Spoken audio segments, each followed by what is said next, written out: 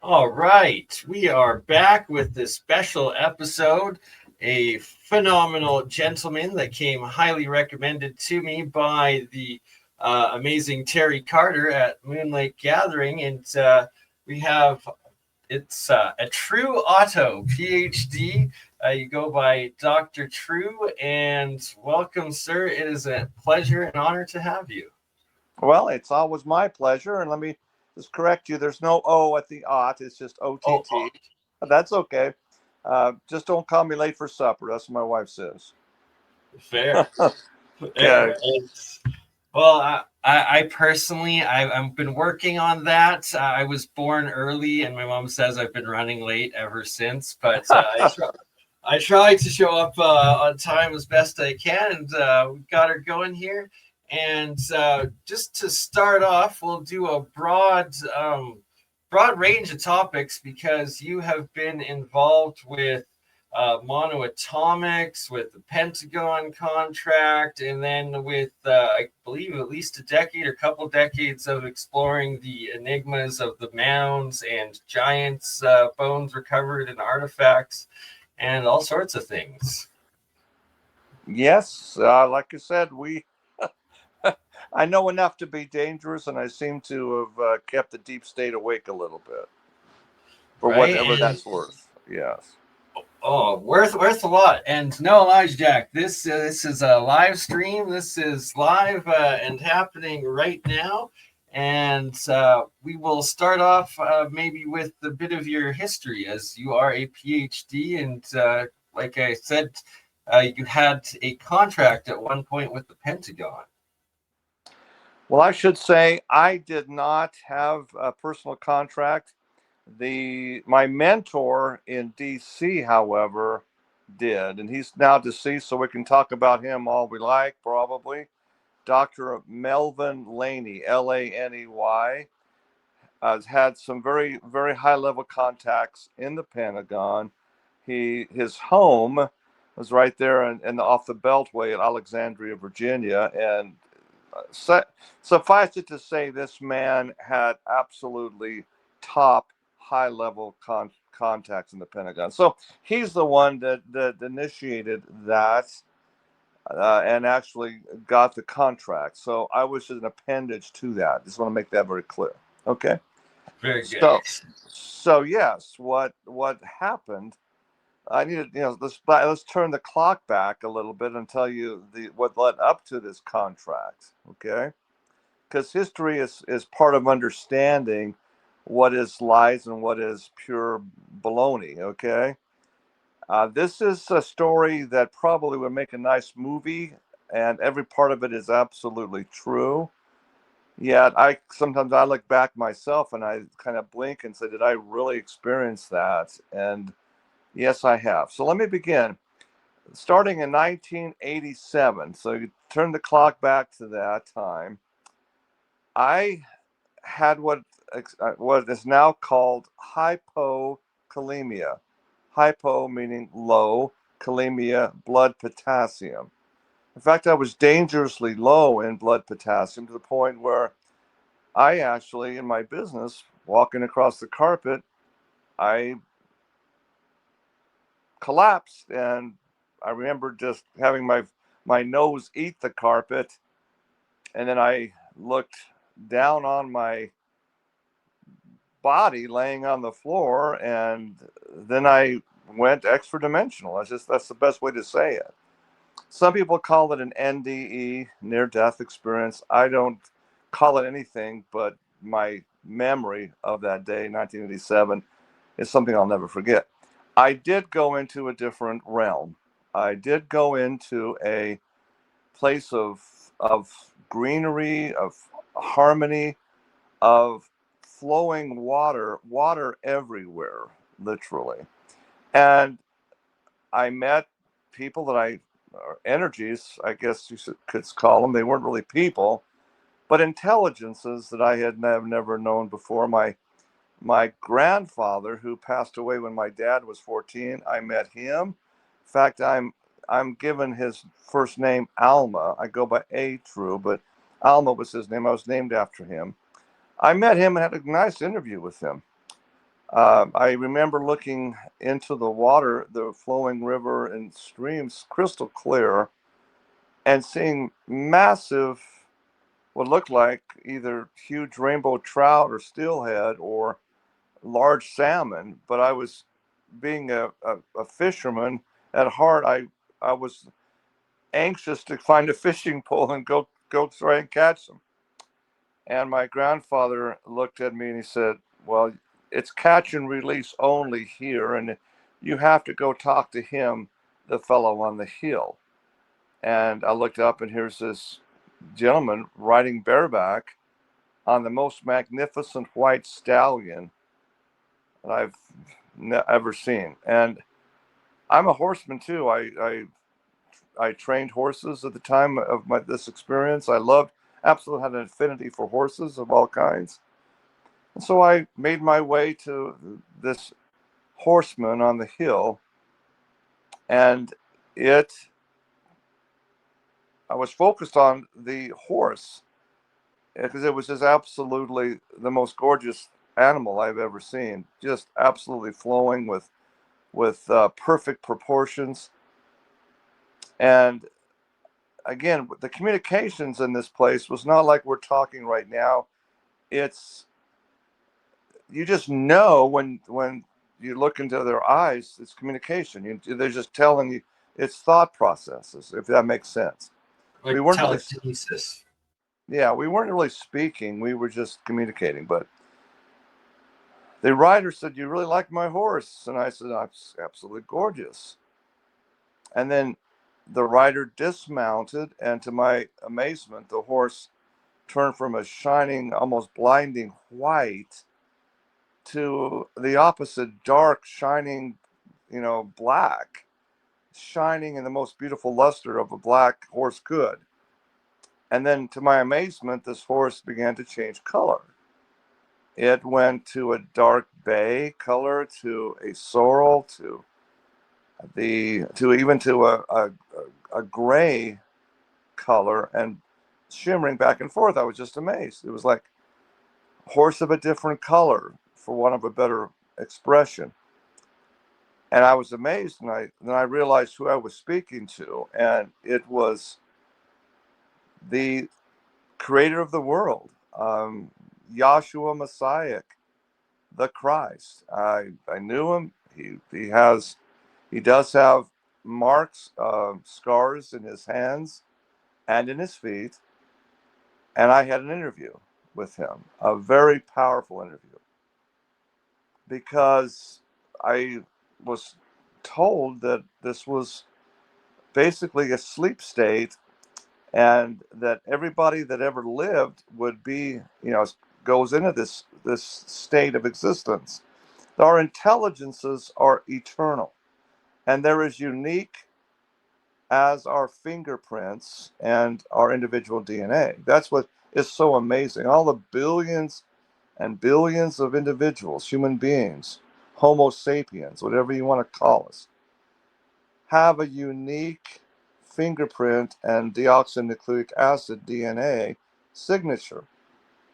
And if we can't agree on that, we might as well just not talk about anything else, because each person is unique. Every person that's ever breathed air in this world has unique connection to your creator. And that's what I learned that day. Wow. When you pass away, when you go extra dimensional, your energy does leave your body.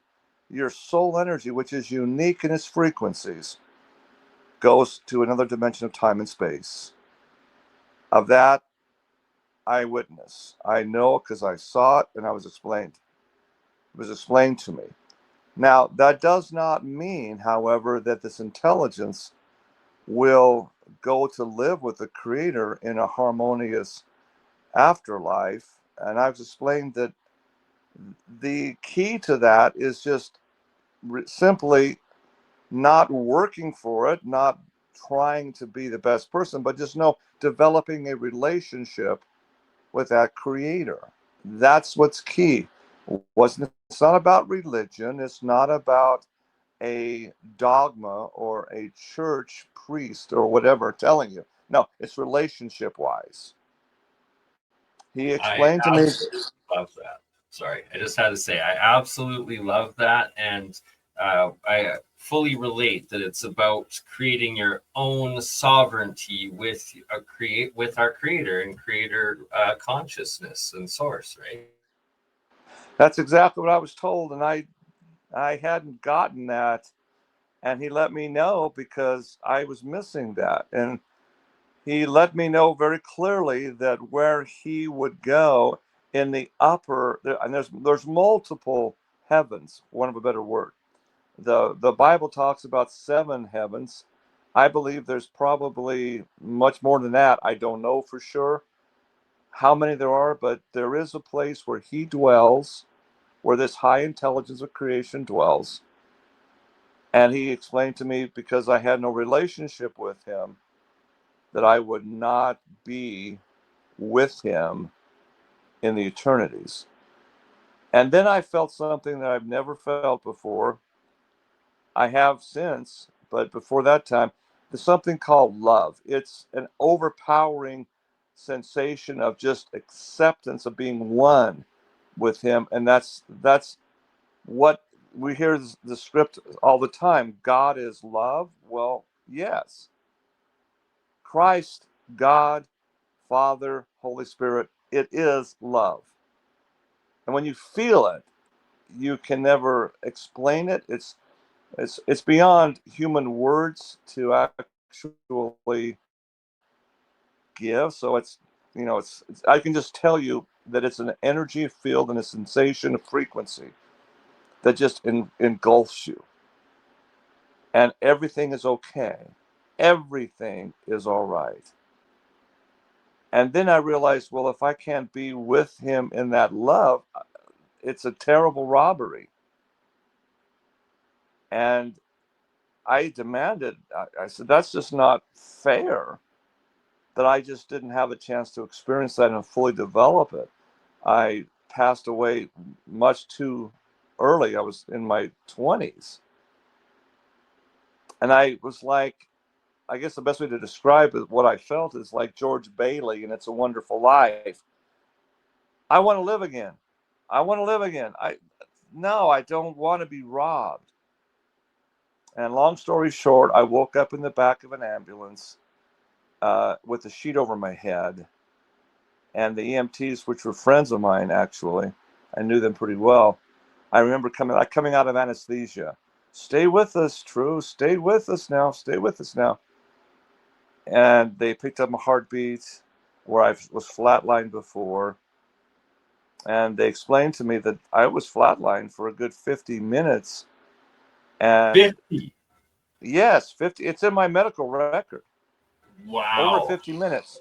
They actually gave me 7 of those big electrical jokes, to get your heart beating. And after the 7th, they don't do an 8th. They said they were limited to 7. And so they loaded me up in the onto their gurney in the back of the ambulance, and I was flatlined still. So the next thing was, well, 50 plus minutes, I should be brain dead. And my wife, Right? bless her heart, says I am brain dead. So I'm, I must be. I would argue that, but your wife definitely has more experience, so I will not debate her. I had to, there was damage to my heart. I've had some valve um, replacement things going on in the last 4 or 5 years. The cardiologist team that looked at my records, they said, this must be a typographical error. 52 minutes? No, that must be 5.2 minutes. I said, no, that's what they told me. And they said, well, you should have brain damage with with that. And I said, well, tell that to the biblical Lazarus. Okay, he was dead for 3 days. I can tell you that the creator of the earth, the creator of the universe, is not limited by science. I'm just going to tell you that.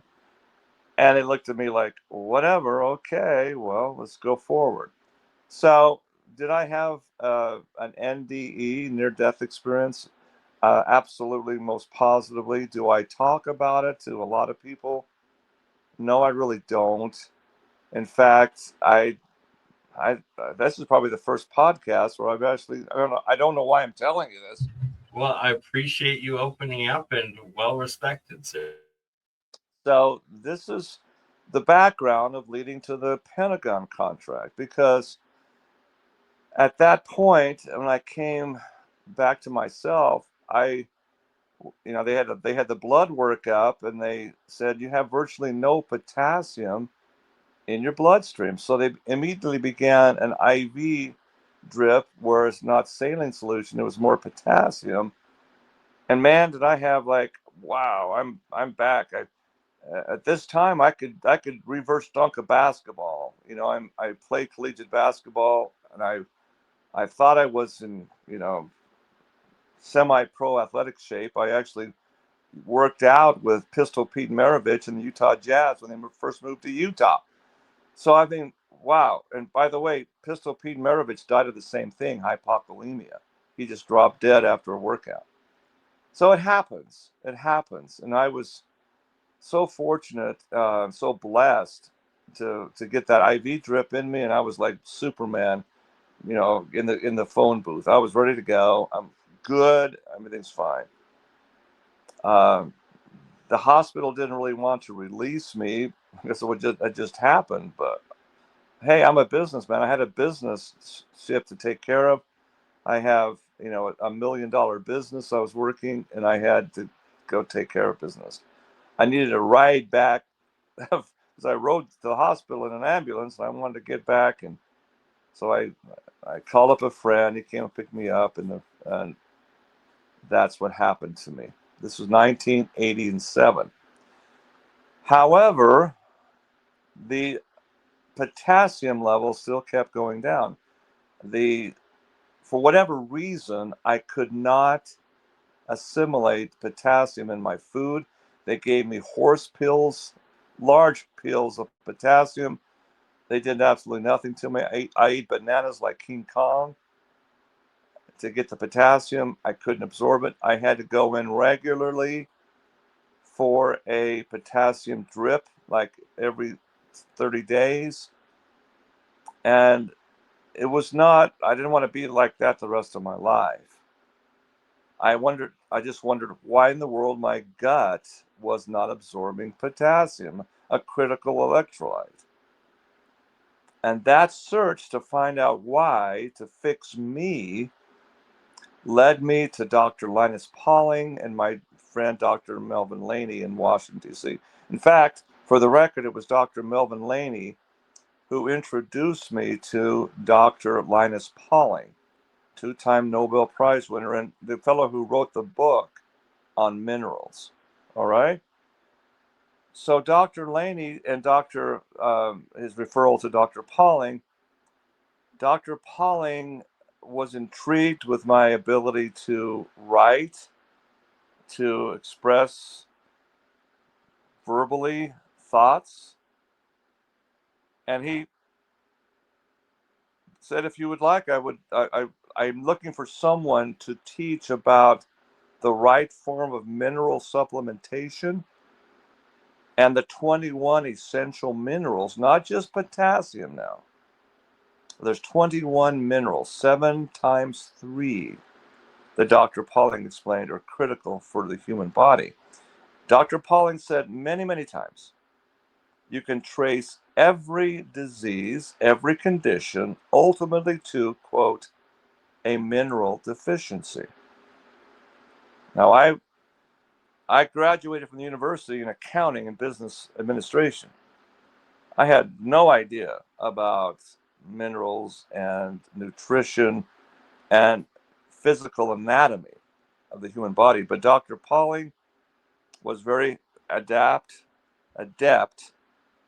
at teaching me and getting me into the basics and actually having me learn about the role of minerals, which is the basic roots of nutrition. So I went through with Dr. Pauling's work, Dr. Laney, and I got my doctorate, my PhD through their tutelage out of West Germany, and the rest is history. That's where I began. So when you understand what's going on with this monoatomic elements, you have to realize that you take as part of Dr. Pauling's tutelage and Dr. Laney's tutelage, you take 99.999% pure mineral like potassium, like calcium. Most people don't realize that calcium is actually a metal. It's a mineral element. And so you have these pure elemental rods that are pure to the 90.999 percentile, and then through a specific electromagnetic release of ions, they are released into pure distilled water. That is the basis of my mineral company, Mother Earth Minerals. That's what was formed in early 1991. So here we have 21 minerals, and part of, when Dr. Pauling passed away in 92, we were busy discussing the role of platinum group minerals, PGMs. Platinum group minerals are unique in their structure, he was telling me. Specifically, his field of research that he was working on with me was exploring all of what platinum is and how platinum oftentimes shows up when you have gold and silver, precious metals of that stripe. What makes platinum an essential mineral element, and what makes the subset in the periodic table of the platinum group minerals, PGMs? Well, the intrigue was focused on iridium. Now, iridium, part of the platinum group minerals, is called a rainbow element. When you have pure elemental iridium under the microscope, it is iridescent rainbow looking. It's beautiful, actually. So we were exploring ways. He said you can break down rhodium and other platinum group minerals into the solute that's needed, but he was having problems having iridium release. So I was experimenting again. My doctoral thesis, my PhD thesis, was to map out what makes minerals do their job at the cellular level in the mitochondria and the Golgi complex inside the cell. And believe it or not, it's all about frequency. It's sound. It's a pulse rate. Now, you met me at the Moon Lake Gathering, which is a lot of a sponsorship is from metal detectors at a high level. Fisher and others was great to give us some of these new modern metal detecting equipment, because that's what it's all about. There are now metal detectors that you can set to a specific frequency to pick up gold or silver or platinum or even rubies and diamonds. These things are so sophisticated now, they can actually search for gold only or silver only or platinum only. And it's based on exactly this scientific fact. Minerals work because they exude a specific frequency. All right? And I have that all in my doctoral dissertation. I'll tell you, the 21 minerals in my dissertation, I have the exact Hertz frequency they pulse at. That exact. Oh my. Okay, I definitely need to read your dissertation after this, because everything you're describing is exactly what I'm working on. It's so parallel. It's amazing, but I'm going to shut up and let you continue. I just had to interject there. Well, like I said, I don't have anything scripted here with this interview. I just let it flow. It's the way I've always done since I began broadcasting my own radio show live in 1989. And this is what I've been exploring the whole time: is what minerals, what is the role of minerals through Dr. Pauling's research and Dr. Laney's? What are the role of minerals in health and wellness and something called homeostasis, balance? Okay, so that's what I've been doing since I was on the other side and came back in the late 1980s. For whatever it's worth, I'm very quiet about it. We can talk for hours about when you start putting out pure healing is when you start getting targeted and arrested by the powers that be. Now, I don't want to be censored off of YouTube here or anything, but that's just a fact that happened to me. Dr. Laney and the World Naturopathic Health Organization that we founded told me up front, he says, if the more efficient your nutritional healing is directly proportionate to the amount of opposition you're receiving the powers that be. And yes, when I heard that, I didn't believe it. I thought it was conspiracy nonsense. I trusted the FDA and the powers that be that it was all science is good. I'm pro science, pro science, pro science. I didn't believe that would happen, but let me tell you, it did. I was arrested, shut down, my work confiscated, and I was charged with a class 1 felony. I was not convicted of such, but I was arrested. And it was a nightmare. So I choose to do what I do very quietly. I don't try to make a big sensation. I don't want to be a Fortune 500 company. Dr. Laney told me that's not what it's about. Dr. Pauling, the same way, said the same thing. Just help people that need to be helped, and they will come to you. So whether it's divine inspiration or whatever you want to call it, and you help those people, and that's all that you should focus on. Well, now I'm 65 years old, and the story is all in an unpublished book manuscript. A lot of it needs to be told now. That's why I'm sharing this with you in this podcast. It's an amazing story. It absolutely 100% of it's true. And so let's turn back now. That's the basis of it. Okay. So when you ask about the Pentagon contract, please, I'm sorry if I went around the barn a long way here. No, okay. This is amazing, and it gives good context. Okay. So in trying to get iridium rods to release into the pure water and have them be the way of distribution under the tongue, sublingually into the bloodstream, which is what every other mineral I do does, right?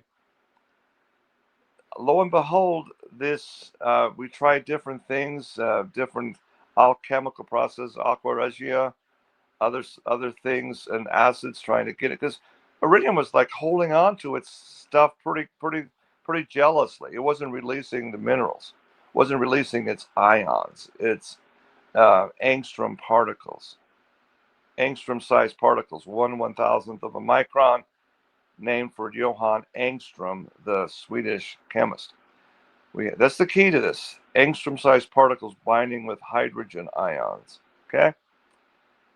That's a nutshell. That's it, all wrapped up in one tight nutshell. So iridium rods would not do this, but as we bathe them with frequencies and different strengths of aqua regia, other alchemical means, what happened is unique. These rods began to grow. Like you see those chia pet things, Oh yeah. You put chia seeds in, they water, and they start to sprout and grow little chia hairs. It's like that. these iridium rods were growing like fur, like some kind of white substance growing around these rods. So I would take and lift the rod up, and with the credit card, I'd scrape it off and put it into a vial and bathe it again. And 24 hours later, it's another bunch of fur growing. I call it fur for want of a better explanation or a verb for it. Okay. And before long, I gathered a plastic quart container of it. And I began to look at it closely. I said, no, wait a minute. I know enough about quantum mechanics and physics to be dangerous. Here's a substance that occupies mass and space in a container, yet has absolutely no weight attached to it. None. Went from a quart to a gallon glass container, then to a 5-gallon. I had this powder all in this container. And I'd weigh the container, an empty container with the lid, with a very, very sensitive chemist scale, and get the exact poundage and to the micro ounce. Add the material, and it doesn't change. It fills the mass and space, but there's no weight to it. So in mechanics, quantum mechanics, it means this is occupying a very high spin state. Only way you can explain that phenomena. And as I would, this is what's amazing, as you would shake it like like a maraca, just shake it, put it on the scale, the actual weight of the container became less. Now that I couldn't explain that. So and what you're stating is parallel to what David Hudson originally described in some of his experiments. But sorry to bring him up because I know that you've got some controversy with him, but I just wanted to bring that one parallel. Well, surely, yes, and I appreciate that. He was getting his research, nothing from I submit that it wasn't from himself. He was looking at quantum laboratories and what they were looking for. Dr. Hal Puthoff and others were describing what it would look like if it was truly exotic matter. Now, believe me, David Hudson, his work and his writings are and were scientifically accurate. But, and I, as I was trying to figure out what I had here, and looking into high spin state monoatomics, I came across him and his monatomic gold, and I bought some samples they sent, and they just flat out didn't. They occupied mass and space, but they were definitely heavyweights. They were weighted. Okay, it didn't fit the description of exotic matter. I'll leave it at that. Okay. Was it a different form of gold? Probably, but it did not fit the exotic matter definition. Flat out didn't. Okay. And I sent samples to the laboratory that Dr. Laney was involved with in Washington, and that became concurrent. In fact, I don't want to be negative, but it was more towards lead, PB, than AU gold. Now look at the periodic table. Look at lead versus gold. The difference is one simple little electron. Okay?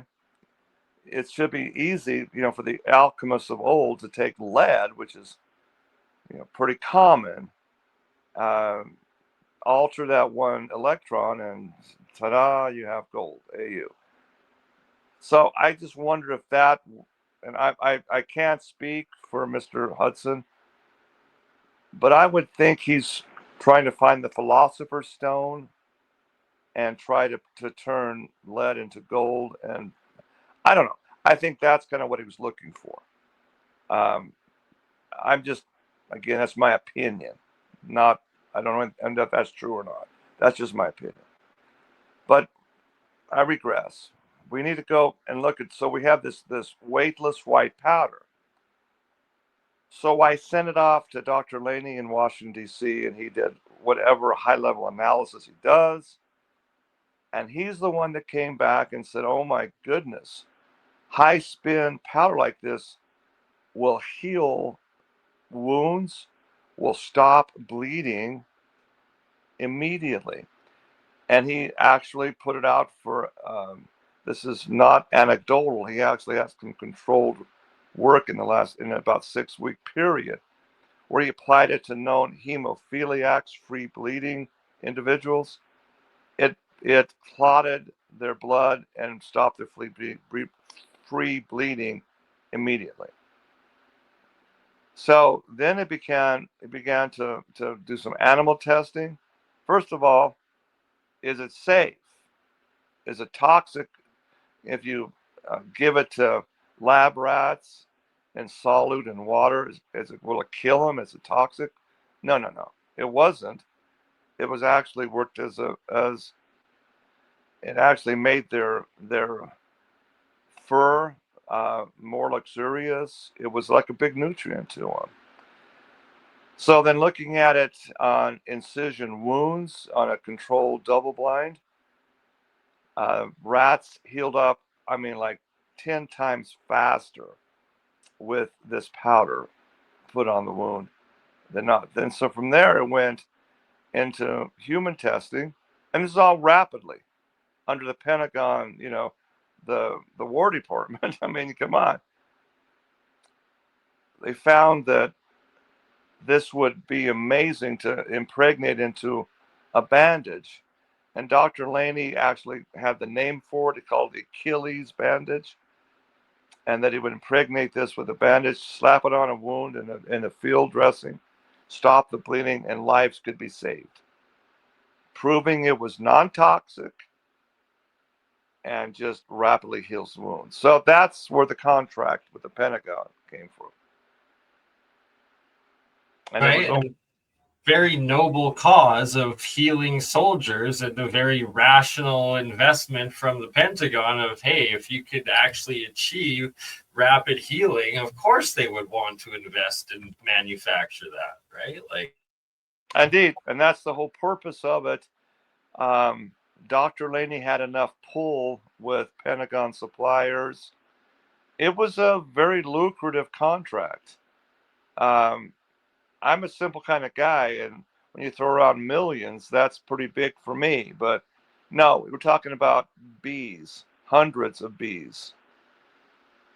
And so now we had to get production and contracting that. And Dr. Laney, through the military contracts, military industrialist complex contracts, no problemo. We went in big time with a secure facility. I actually was flown down there to oversee the formation of how to do it under contract. And this was a very secure facility. A lot of it was underground, actually, down at West Texas border. And it was one of those type of facilities you have to go in with an eye scan, high security clearance to get him into this background. And so I was I would say about 1,200 square feet to begin with, and then went to 12,000 square feet to manufacture this powder in a rapid. They had to get the iridium rod secured and all of that, and it was top priority for the Pentagon. The Pentagon can do some great things when it wants to. I witnessed it. It was like 6 months, and it was like kaboom. It was happening. Well, I'm not a billionaire. I'm not a Bill Gates. I'm not even close. Because what happened was, this was in the area of remember Miss Condoleezza Rice, Oh, yes. NSA director. When word got out to the NSA, I don't have the high clearance. Dr. Lenny was telling me this is what happened. The NSA became involved, and the contract was nixed.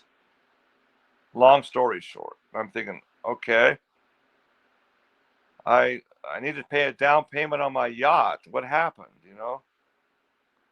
Well, there was definitely a connection with this white powder and some top secret things going on with the UFO MUFON research community. And it's above my pay grade on this, and it surely was above Dr. Laney's pay grade. But what he's able to kind of piece together, there was a UFO crash, allegedly, now, right, in New Mexico. And in that downed spacecraft and the outer rings, as I was explained, I don't know this for 100%. This is secondhand information. Their hazmat suit people came out because they were putting in samples of a weightless white powder that was somehow energized in the flying object's exterior circular structure, allowing it to go extra dimensional. That's so fascinating, but it's parallel with all the descriptions of monoatomics, of them being weightless, and of it essentially being a quantum or also plasma state where it's simultaneously existing in a higher dimension or has a connectivity to it, right? That it would be this ultimate metamaterial that would be used. Yes, and so for whatever reason, it was not to be used as an Achilles bandage to stop bleeding, to heal rapidly. That's the end result. Okay, so wow, I'm just like, okay, good try, easy come, easy go, right? But I still, and then because I wasn't on a mass production scale, I still produced it, in my little gallon jug and gave it out to people like I just described in a small state as people needed it. Now, here's what I found that was really amazing. And I sent this on to Dr. Laney in DC, and he was like, he explained it very well. He has 5 advanced degrees in science and chemistry. Okay, 5 PhDs. He's a genius. Was, I should say. He says that makes all the sense in the world. We tetrahydrocannabinoids in their bloodstream, THC structures, which is delta. They look like delta molecules of THC, right? We found this right by accident. People that would test positive for marijuana usage, when this white powder was applied to them on external wounds, we're talking healing in literally hours. And I'm not talking about complete and total healing, not just blood coagulation. I witnessed this. Wild. A friend of mine, I didn't know he was a recreational marijuana user. He's a construction guy and really just an all-around nice guy, very mellow, relaxed, and just, the music scene type of thing. He was using an X-Acto knife, cutting some squares on ceiling tile. And I was with him, helping him, and his X-Acto knife slipped and cut his webbing on his left hand. I mean, completely cut that webbing across. It was nasty, and it was gushing blood. And I said, well, my goodness, that's a multi-stitcher. Let's get you down to the ER. He said, no, just pack it in with your monoatomic. I called it ultimatum. That's the trademark name. I gave it ultimatum. Let's pack it with ultimatum, stop the bleeding, and wrap it up. And he had to go down to his home in Cedar City that night because he had a graduation to attend. It was in the spring of the year. Well, his name is Brad. Brad wrapped it up, hoofed it down so he wouldn't, miss his graduation requirement. And he told me he would contact me, and it's a workman's comp thing, right? And tell me how bad the stitches were and this type of thing. He comes back up the following Monday. This happened on a Friday, early, late morning. He comes back up, and my friend, the contractor, Jeff. Well, Brad, how's the wound? He's just laughed. He says, I didn't want to tell you on the phone. I wanted to show you. And he showed me his left hand. No evidence whatsoever of that nasty wound. There was not even any scar. My friend Jeff, he about passed out. He looked at me like, what? His jaw dropped, and he said, I got to sit down. I can't believe what I'm seeing here. And that happened not only with Brad, but with 5 other people with massive, massive wounds that healed, within 24 hours. And it's just revolutionary. Like, this needs to be everywhere, but you're destroying big corporate pharma, thus the opposition, right? Well, you have to wonder why, cannabis sativa is so demonized. And please believe me, now it's legalized to some degree now, right? It's not given the stigma it was 20 years ago. But my God, golly, so when I'm a conservative Republican, right? And boy, if it's illegal drugs, I'm against it, period, exclamation point. So when we witnessed what happened to Brad, and Brad confided, well, I wonder if it has anything to do with my cannabis use. And I thought, oh man, Brad, why are you doing cannabis? That's illegal, man. And so, for the sake of science, we got him to do a statement to Dr. Laney at what happened. And Laney, his chemistry understanding, said, of course, it's that the THC that does that. It'd be energized. And wow, do we have something really unique now? All right. But again, Dr. Laney said there's a book put out by Harvard Medical School. It's called Cannabis or Marijuana Revisited. The book's amazing. And wow, as I read that book, I said, why is the powers that be demonizing this natural herb? It shouldn't be. I had a total turnaround understanding it. No, in fact, the very Latin name, cannabis, sativa, cannabis is Latin for human flesh, right? If you eat human flesh, you are a cannibal. Cannabis is human flesh. Sativa means to fulfill every need of. Really? Wow. Satisfy comes from the sativa. So we get the English word satisfy.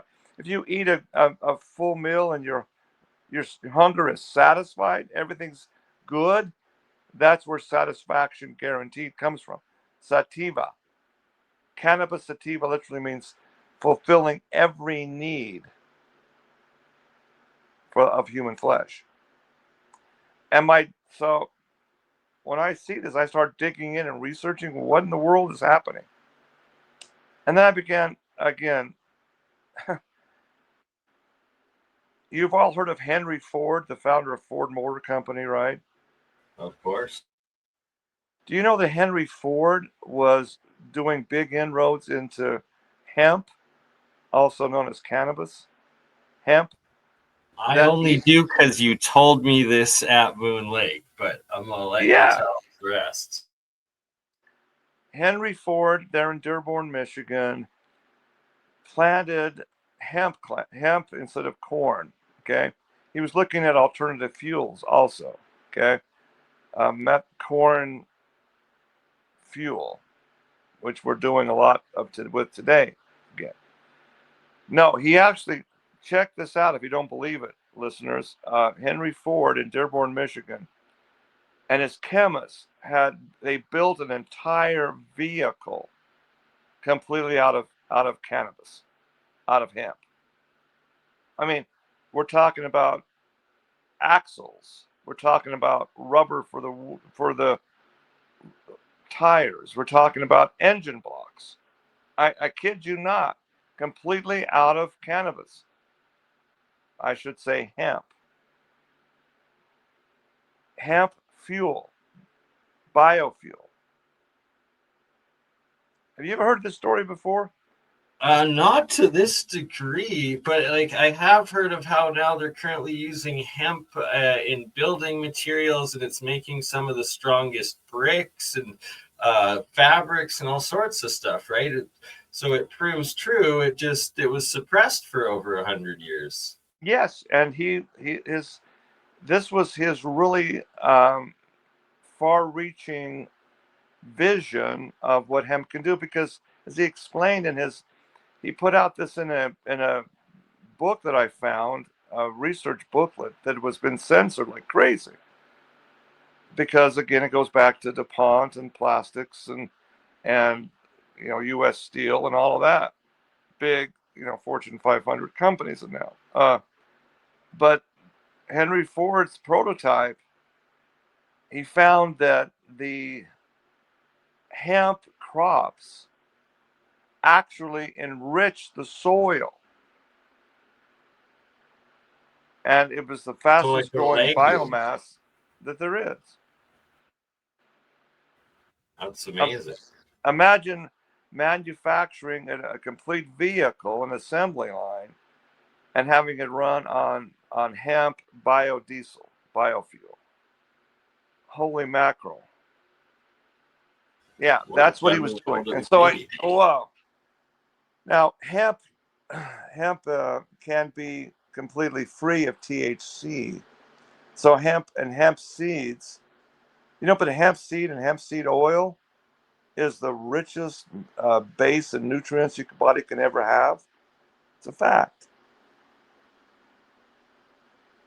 It's perfect fuel for the human body, and yet it's been demonized. Hemp that's grown commercially in Canada for decades, right? Hemp oils, hemp for fabrics, etc., etc. Wow, it's absolutely has no THC in it. It's THC certified free. But there are just it's again going back into the different strains of the cannabis seed and the plant itself. So wow, I uncovered this and I said, well, isn't that interesting that the powers that be stopped cannabis sativa, the substance that's natural that supplies every need for humans, human flesh. I mean everything. And I Right? began, It's in the root word, as you just explained. That's mind blowing. I had no idea. yeah, a lot of people. That's why if on any podcast, if I can make people think and say an aha moment, I think we've done our job, and that's what I try to do. Is and again, I don't want people to just to take my word for it because I have a piled higher and deeper, designation behind my name. Okay, just research it yourself, like I did, and I'm stunned when I dug into what really has been hidden. And I was one of the worst. I was prejudiced against these Cheech and Chong type of people that smoke away their livelihood. I was against marijuana usage. I really was. But I trusted my friend Brad, who told me, well, he said, True, I I've had having so much problems with my marriage, and I'm suffering from depression. Doctor gave me some antidepressants, and man, it messed me up. Made me feel just outside of my body. But man, my friend, my musician friend, gave me some good stuff to light up and smoke, and man, it has balanced me, and I feel like I can cope. My response to Brad was, "But Brad, it's illegal, man. You're going to go to jail if you're caught, and maybe worse." He said, "Well, I'm going to risk it, but it makes me feel like I can balance and cope." And I respected Brad enough. Therapeutic. Yeah, I respected Brad enough to say, "Well, let me research it for you and tell you where you're wrong." Okay. So I thought maybe it's a gateway to harder drugs and all this stuff. No, all the science shows it's nonsense. So anyway, that's my history of that, going back, combining the THC with the high spin iridium and seeing what it does for healing. Holy mackerel. So that's the story of, of the Pentagon contract that didn't materialize. Right, and literally God's path that put you on that, from a near-death experience to talking with creation to then discovering through your experiences and journeys and scientific research that God's plants of marijuana, of cannabis, and hemp are wrongfully demonized by the same individuals that are profiting off of it, selling these antidepressants and all of these other quick. They're never cures. It's just a quick fix, always, right? That always have dependencies attached to them. They can't ever have a cure for anything. Yes, in fact, look back at the history of America, our founding fathers. And when I uncovered this, I was like, holy Hey, mackerel. shout out Terry Carter watching. Sorry, I just had to interrupt. We see Terry in the chat. Hi, Thank you. Terry. God bless. Terry's one of the good guys. I mean, he's one of the pure hearts in this world. I love Terry. So shout out to Terry. Okay, so look back at history in 1776. You realize something that is not taught in your history books? Who was the big power in the world in the 1750s to 1776? The United Kingdom, Great Britain. I mean, the Royal Navy went all over the world, right? Do you realize that these massive ships, because of the salt corrosion of the sails and the rigging of these massive ships, they had to be replaced about every year to 6 to 18 months because they would start to rip and rot. The material that went into the ropes and the rigging of the sails, canvas, canvas from cannabis, hemp, Wow. hemp. And there's not very many places in the UK to grow and harvest hemp, but the colonies were the massive place. Do you realize that there wasn't just tobacco in Virginia being raised, but places like Mount Vernon and Monticello of Thomas Jefferson were primarily hemp plantations? Are you kidding me? Why? We are not taught this at all. We are not. And I found that out, and I was just like, oh my heavens. The paper that the Declaration of Independence was signed on is hemp marijuana paper. Okay. Wow. Wow. That's mind blowing. it's I found all that out, and I'm just like, oh, leave it to the powers that be that just don't want people awake and alert, man. I'm telling you,